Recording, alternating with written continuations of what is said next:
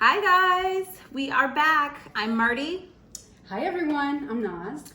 It's another episode of Cocktails with Marty and Naz. So here we go. Cheers. Cheers. What are we drinking today? We are drinking tequila. Casamigos? Yes. So this is a really fun episode because we are talking about dating in Los Angeles. Oh boy. Listen, I had to actually travel 3,000 miles to Louisiana to find my guy. That's how difficult it is out here. I'm gonna have another drink. At least you found him. Cheers to Cheers that. to that. Listen, that deserves a cheers as Definitely. well. Okay, so talk to me. How has it been for you? To take a breath. Oh, well, I haven't been successful actually. Dating in LA has been very hard. Yeah. I moved here 7 years ago, Mhm. but before that I wasn't too far. I was in Newport Beach, which is like an hour away from here. Right. So, and I was commuting to LA a lot. But when I wasn't living here, I didn't know how much harder it is here. Yeah. Even though Newport is like an hour away, it's kind of considered like suburbs of LA, but it's just, I don't know, it just seemed a lot easier to meet people than Los Angeles. So when I moved to Los Angeles, I was just very surprised that it was so hard to actually date in LA. I know. I don't know. I don't know why it's so hard. I mean, I feel like I have some idea. I've always said, especially, we're really in the Hollywood kind of industry. And so people are so transactional sometimes. Yeah. I feel like we're all kind of chasing this other dream and maybe not prioritizing finding a relationship. But also, I think some of these guys, it's just like, what in the world? I don't know. What do you think? Why? Well, I have an idea. Okay. I don't know if it's correct or not, but what I think is, and from my experience, men in LA are looking for someone younger, prettier, skinnier. It's always, there are always some, and the problem is it's available for them. True. LA is a place that everybody from all around the world, the most beautiful people, the most beautiful women come to make it. So they want to be actresses, they want to be models, they want to be, so there's so many beautiful women here. Yeah. And, they're available. So men don't want to settle down. They say they want to be in a relationship with you, and 2 months later, they're like, sorry, I the found next someone best else. thing. Exactly. I had a situation like that. I surely did. I think it was maybe a week, 10 days. Well, I mean, after like dating for a month or 2 months, I don't even think it was 2 months. I went away for 10 days. Yeah. We shot a movie. I was in Berlin for 10 days. And after I came back, you had somebody else. It's like, I can't. Sorry. I still can't. And then what sucks is because we live here and we're in this space, we see them all the time. So it's like very awkward. It's very awkward. And here we are. I mean, I don't know. I know you had kind of said, though, I'm much harder on guys, I feel like, than you are. And you've kind of stepped up in their defense a little bit. I have. For maybe why they struggle. But why do you think, I mean, you have a lot of male friends, you work with a lot of male clients. What have they been saying on their side about dating in LA? What do they think? Yeah, so it's not just us women. I hear this from my guy friends as well. They also complain. They also say that they're having a hard time, finding a girl or a woman to settle down with. I think women have it harder. I really do. But they complain too, because I think we live in a time that it's a really toxic culture where, I'm not saying, I don't want to generalize, don't want to say everybody, but there are some women who, they're after somebody's money. They want to be taken care of. True. True. It's important for them to be taken care of, and it rubs men the wrong way sometimes. They want to be loved for who they are, and even if they have millions of dollars. We all do. Yeah. They don't want to be looked at as just somebody who can take care of them and be a provider. So I know men also have this problem. Okay. But with that being said, I think it's harder for us. It definitely is harder for Totally. Definitely. I mean, so many of my girlfriends, I feel like, are amazing. You're amazing. It took me forever to find, a relationship. And it's just, crazy to me that we struggle so much. Yes, and also we're very independent. True. I'm very independent. I don't need a man. I want someone. Exactly. I want a partner. You want someone. And, in my situation, I'm not really big on, I have to get married, I have to have a baby. I really just want a legit, good, quality partner.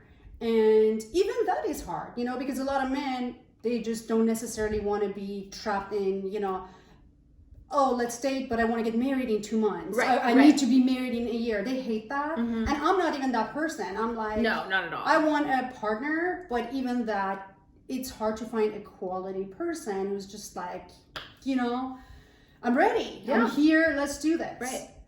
But you as well, you're very independent too. Yes. So I think maybe that's problem for some people. Some men maybe don't like a very independent woman. They like to feel like a man. They want to be, needed. Or needed, yeah. And if they do give the woman a chance, just because we're independent, it doesn't mean we don't, still want need them to do anything. Yeah, exactly. There's still things that we would love for them to do. Like my vents that are in my house. We're always calling, we have the same handyman, Daniel. And He's our handyman. Like something that takes 5 seconds that he'll come over. He'll be done in like 3.5 minutes. And I'm just like, thanks, Daniel. But the problem also is for people like you and I try to do everything myself first. Right. Whether it's like changing the light bulb or like fixing the sink or whatever it is. I try to do it myself first. Like if it's absolutely, like when my dad was around, he was very, he was like a handyman. He knew how to do everything, from fixing a car to whatever, you name it. So I kind of relied on my dad. And I'm the youngest, he would always take care of things that I needed. But after he passed, I just had to learn, and I don't like to ask for help. Yeah, I'm aware. I hate asking for help. So it has to be something very, very, complicated and serious for me to ask for help. Well, it's a vulnerable thing too. Yeah. I mean, when we do kind of, ask for help, I think it's interesting because it kind of ties into our deeper stories, and not to go too deep in it, because we are keeping these things a little bit lighter. But asking for help is just something that we just don't do innately, and so that goes with things I struggle with.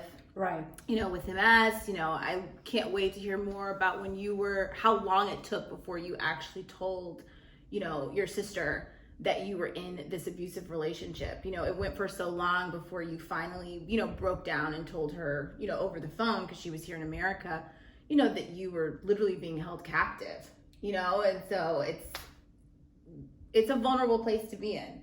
It is. It took me years. Yeah. It took me a couple of years for me to be okay to ask for help. And I didn't even ask for help. she kind of could tell from my voice when we were speaking on the phone, because they were all here. I was back home, that something was wrong, and she kept pushing and pushing and pushing. So I finally said it, and she's the one who came up with a plan and told me what to do. But which we'll hear about more in your book. Yes. But I love Nadi, her sister, a fellow Libra.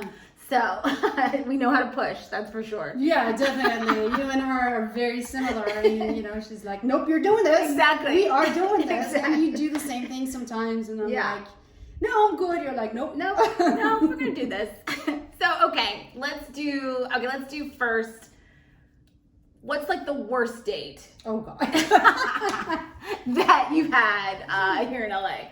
Let's play that game. How much time do you have? I know. It's like just one? No. Okay, no. I have to pick one.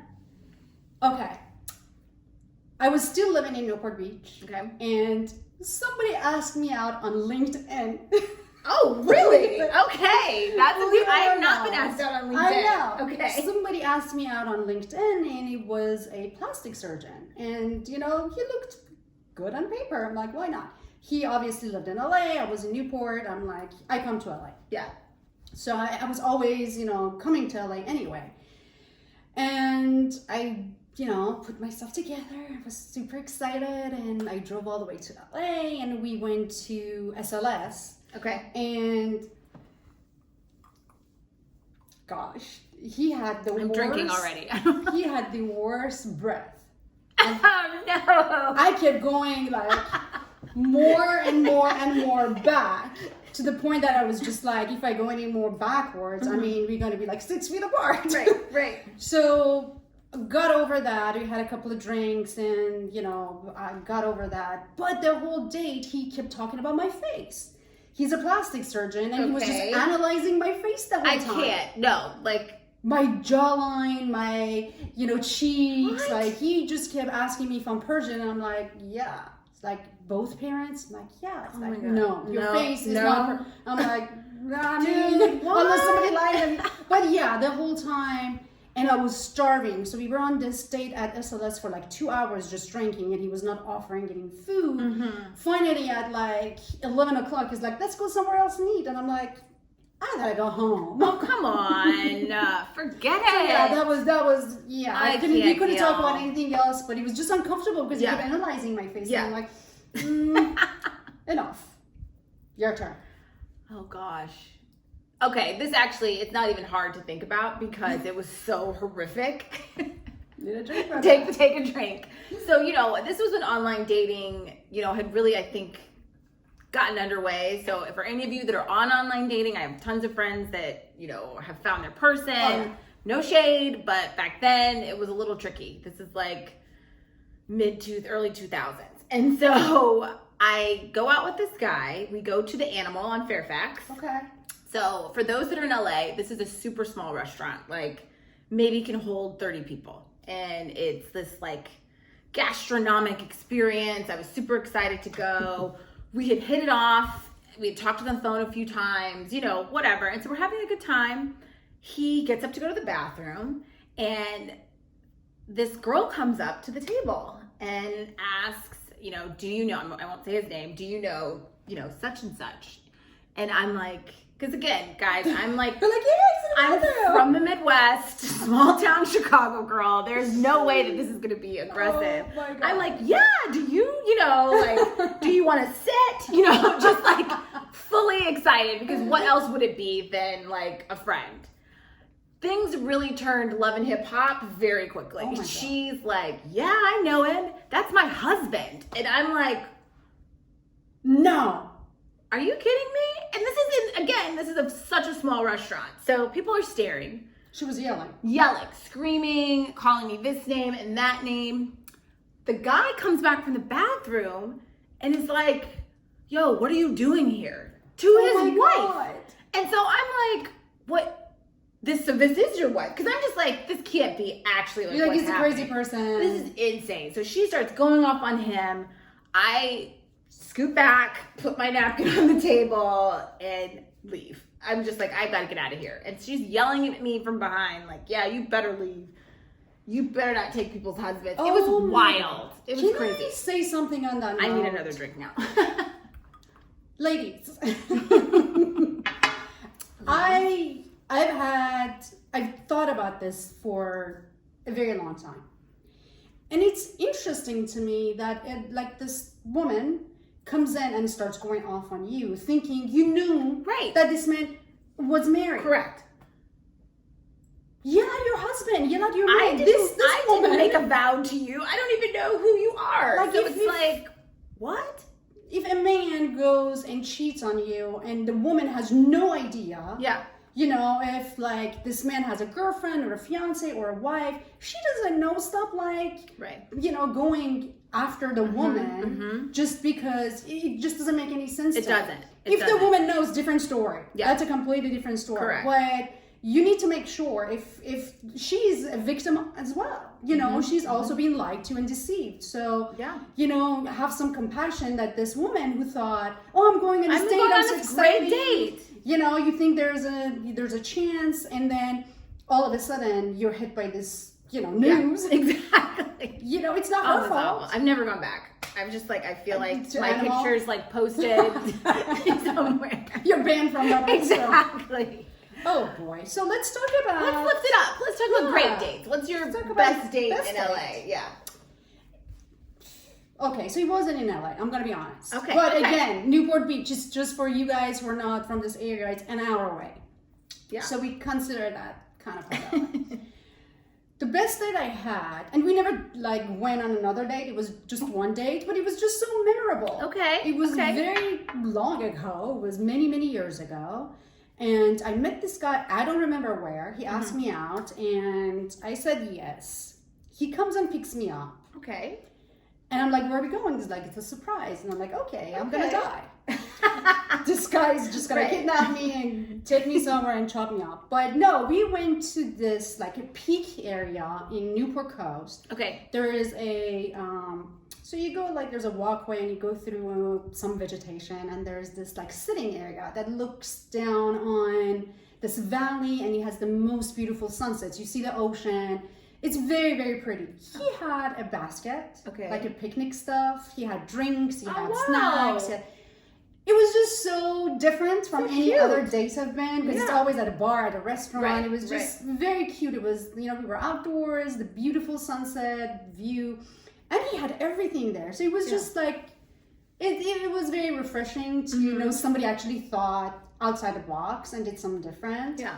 And we never saw each other ever again, but it was just such a, I don't even remember his name, to be honest. Wow. But it was a very, very, like, fun date. I love that. Well, as Schitt's Creek says, best wishes and warm regards to that gentleman, wherever he is. I know, wherever he is. He's probably married with like 5 kids. Right. What about you? That's lovely. Yes. So I had a perfectly lovely evening. I actually knew this guy from college. We kind of like reconnected when I came out to LA. I was still very new to Los Angeles, so I didn't know much about the city. We have so many different little communities that are night and day. We live in West Hollywood, but you just go 15 minutes. It's a completely different world, right? And so I hadn't seen much or gone out much, and so we started the evening and he kind of just gave me a tour of the city. Like we went and had drinks in our area in West Hollywood. Then we wound up going to a friend of his like open mic night in Silver Lake, which is really hipster, kind of reminds me of like Brooklyn or Williamsburg. Very artsy. Then we wind up going downtown to like a speakeasy, and so it just was, I got to really enjoy the city. It was never ending. It wound up going until super late, and it was just so much fun. Again, it was just that date. The best date. I'm not sure where that lands, but it was really fun. And things like that, things like your story, I know that there's hope. There is. Yeah. You just need, gotta be open. You just need one person. Just need one. One good person. Just that one. And I'm sure there's so many amazing men out there, and they're also thinking, where is this person that I'm dreaming of, that I want, that I want to settle down with? There are amazing guys out there. It's just, the matter of finding each other. Yeah. For me, online dating is not for me, so I've had some... I definitely deleted my account at that time. Yeah, and I tried. You did, yeah. I tried it, and I, met maybe like 2 people. But I'm also very picky, I don't like blind dates, so that's kind of like a blind date for me. Yeah, it is. I mean, but I've met some good people. It just wasn't a match. Yeah. But it makes me uncomfortable. So I'm a little more of an old-fashioned person. I think another like issue is that, the culture these days is like men are a little lazy. Agreed. Don't kill me, but I feel like guys got a little lazy, that they're not like the way it was before, where they try, they pursue you.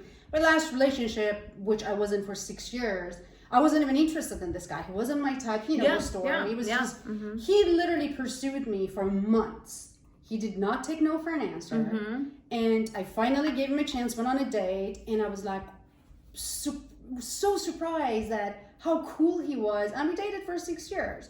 But the moral of the story is, he didn't give up. I feel like men now want women to go talk to them. They want to be chased. They want to, and that just doesn't work for me. So if you're going to like give up quick, easy, and you just sit home and you want me to go to you all the time, it's not going to work. Yeah. Well, I don't know. Good luck, girls, guys. Keep drinking in the meantime, and if you have a partner already, good for you. If you don't lose hope. Don't lose hope. Yes. All right, cheers. Cheers, guys. See you guys next time.